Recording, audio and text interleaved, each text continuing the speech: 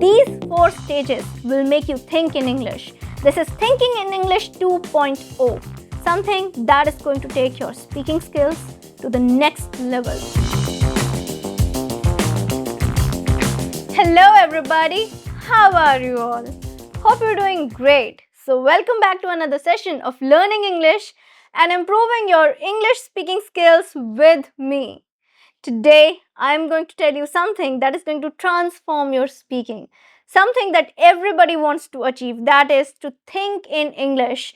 How to think in English from zero to advance, from beginning to advance. We have already covered a lesson on this, how to think in English, and you can consider this to be level 2 of thinking in English, the next level. How to reach that advanced level of thinking in English where it is going to contribute a lot to your speaking fluency. You'll be able to speak for longer period, you'll be able to speak so fluently, clearly, because you're able to think in English. So are you all ready for this? I'm Shivangi Gupta, your CELTA certified English language tutor, certified by the University of Cambridge, the UK. And before beginning, please subscribe the channel so that you can get all the lessons that I've posted for you on this channel. Please like the video and share it with the friends too. Now coming back to today's lesson, how to think in English 2.0. How to think in English 2.0. Now this 2.0 is, like I've told you, next level. What we're supposed to do. This time we have 4 stages. Total 4 stages to think in English. Now we are going to go into deeper level of thinking so that we are able to train our mind to become comfortable in English and to adopt English a little more. Now this is something that is going to help you speak a lot because each and every stage is crucial. It's crucial. You can consider this the advanced level of thinking in English. That is the ultimate way to become fluent in English language. Let's begin with all the 4 stages of thinking in English. Because when you think in English, you're able to speak fluently. That lag, that gap that you experience while translating or while forming sentences in English in your mind gets eradicated. There is no gap, there is no lag because it is coming to you naturally. It's a natural and automatic process in your mind because you've already practiced thinking in English a lot. You know how to do it. Once you master it, you'll be able to speak fluently. Why? Because everything is right there at the back of your mind, just like it would be with your native language, just like that. So are you ready? The 4 stages, important stages, let's begin with them. Stage number 1. Well, stage number 1 is to think in verbs. To think in verb, not word, not just a random word. No. To think in verbs. That's very important, to be thinking in verbs, because if we want to describe something, what is happening around us, it's all actions. Verb is an action word. Now, action is something that is meaningful. If you are just telling a meaningful word to somebody, a person would be able to understand something out of it. So this is very important for you. If you look around yourself, it's all verb, actions, right? Actions, that means actions are meaningful. So you have to think in verbs. You can do this anytime, anywhere. If you're sitting in a metro, you can do it. If you are at a traffic light, for example, and you have a minute or two with yourself, you can just look around and practice at that time if you're going by your own car. If you are in a park, at that time you can just sit, relax and do this particular activity. You can observe your surrounding anytime, anywhere. So whenever you're taking up this, thinking in verb, you can do it. You can sit on the terrace of your house. You can do it anywhere where some action is going on. The thing is that this is not something that you might be able to do while sitting inside your home. If you're doing it at home, then you need some kind of picture to aid your thinking. Because how are you going to think in action? When there is a picture in front of your eyes, when there is a particular picture on a particular scene, that means it's a situation. Something is going on in that particular picture because a picture captures a moment and it speaks volumes. So you have to do that. You have to just take that picture up, any picture. If you want to do it alone, if you want to do it at your home, you can do this particular thing. Take up a picture, look closely, and try to identify the actions, the verbs. And if you are doing this somewhere where you are in an open surrounding, a park, any public place, public transport, anywhere, then you have very well a lot of verbs that you can come up with. A lot of verbs. If you observe anything around you, you might come across some verbs like walk, talk, eat. A person might be eating something. Walk, talk, eat, discuss, gossip. Gossiping. To gossip is actually a verb. Converse. Converse is a verb, an advanced verb. Play. Children might be playing. Play. To sell, buy. A person might be selling something, another person might be buying something from that person. So you have to think in verbs, as many verbs as possible. Carry. To carry is a verb, to carry something. A person might be carrying something from somewhere to somewhere. That means carry. Check. To check. Some person might be checking out something. Talk. Text. To text somebody. Texting. Text. Talk. Read. A person might be reading. Sing. Listen. There are so many things going on around. So much that you can describe using just verbs. So you have to think in verbs. Think about all the actions that are going on around. If someone is waving a goodbye to somebody, you can say wave. To wave is a verb, waving. If a person is like running, run, hop, children might hop, right? Somewhere they just start hopping here and there. So hop, to walk, to run, to play, to discuss. There are so many verbs you can use. So you have to think in verbs, action words, the verbs. That's very important. And this is the stage number 1. Now the stage number 2. Stage number 2 is to think in nouns. That means naming words.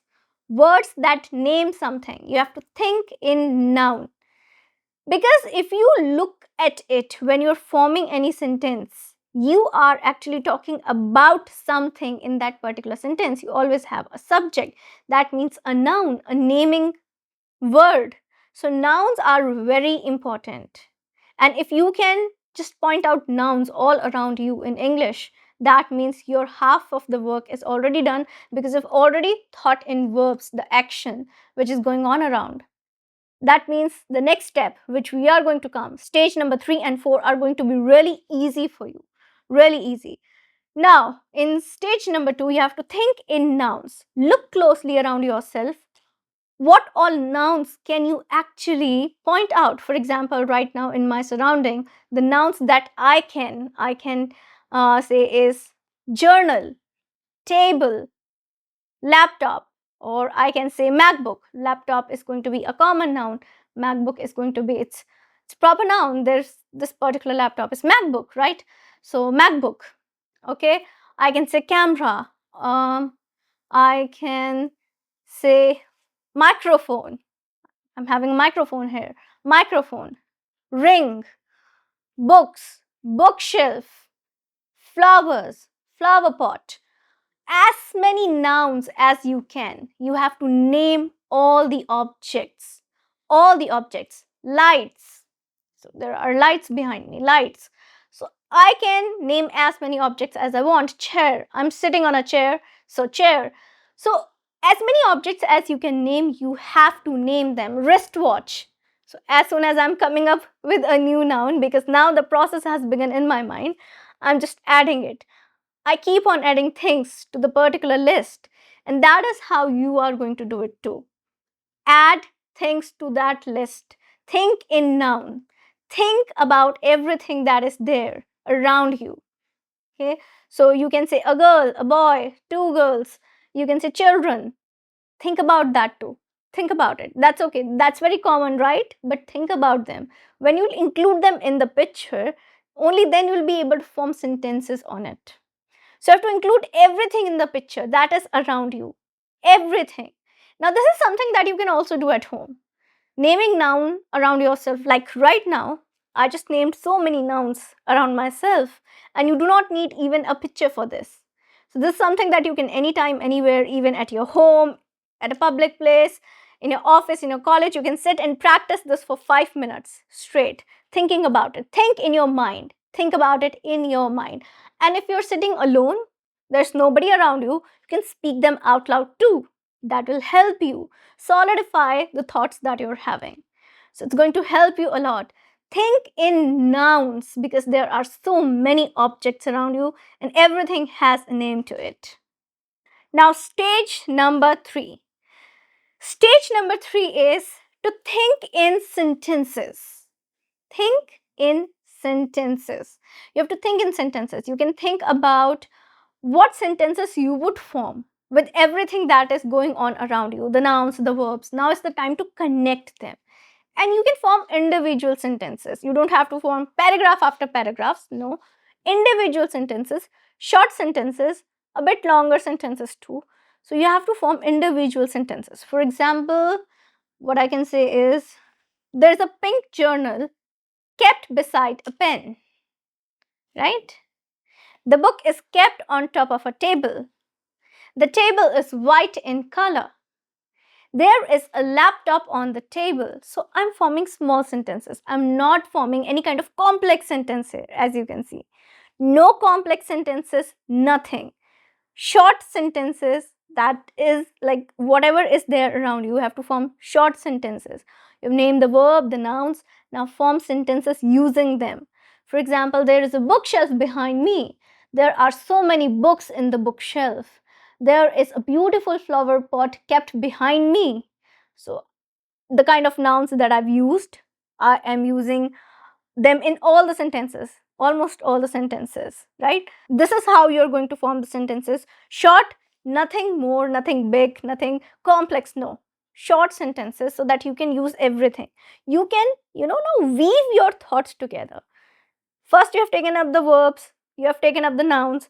Now you're trying to weave them together. You're weaving them. Now they are weaved into a thread. Next stage, stage number 4, is the final stage, and that is something that's very important. Let's move to that. Now, stage number 4.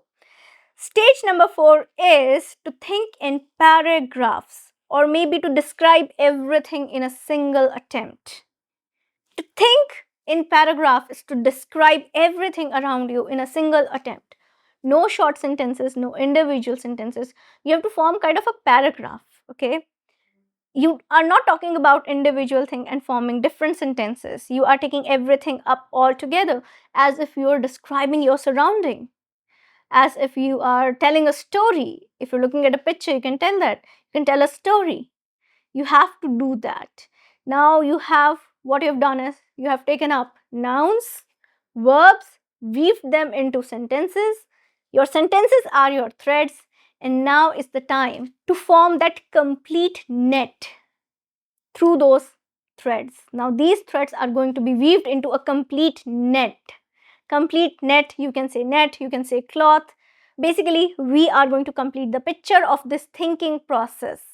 The final step, the final product, and that is to think completely in English. That is our final product. And that is what we are doing.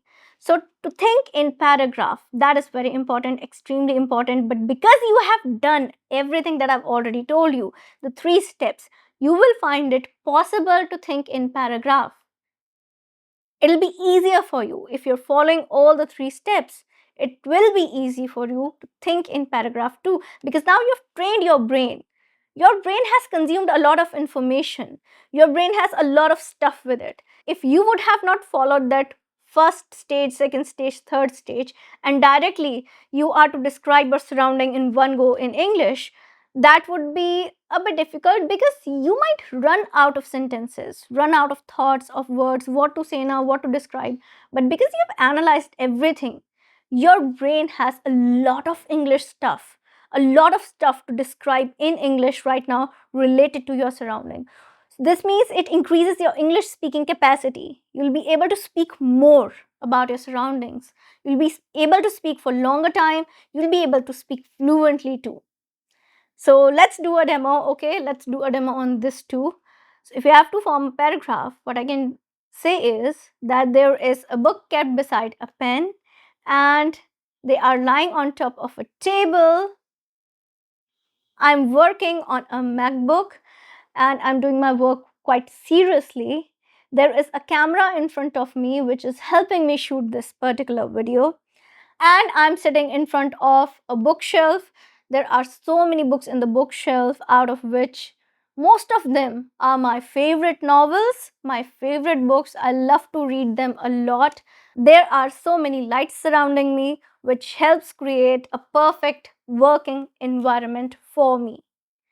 So this is how you can describe your surrounding, what is going on. Weave everything into a paragraph, and that is the final step, final stage to think in English so that you can speak English absolutely fluently, so that this thinking process can become easy for you.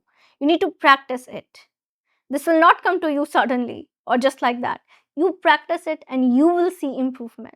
So if you practice, you'll see improvement, you'll see progress, and that is what we want to achieve, to be able to do it naturally. So in order to do it naturally, first you have to make efforts. Take up everything that I've told you today. Take up this technique, all the 4 stages, and you'll see a huge difference. These 4 stages will make you think in English. This is Thinking in English 2.0, something that is going to take your speaking skills to the next level. So take up this technique and start thinking in English. That's it for today. That is it. Do not forget to check out the other lessons in our Think in English series. There are various lessons where I'm giving you demos, techniques. So go check out the lessons. Now I'm going to meet you again in a new lesson. Till then, everybody, take care and bye.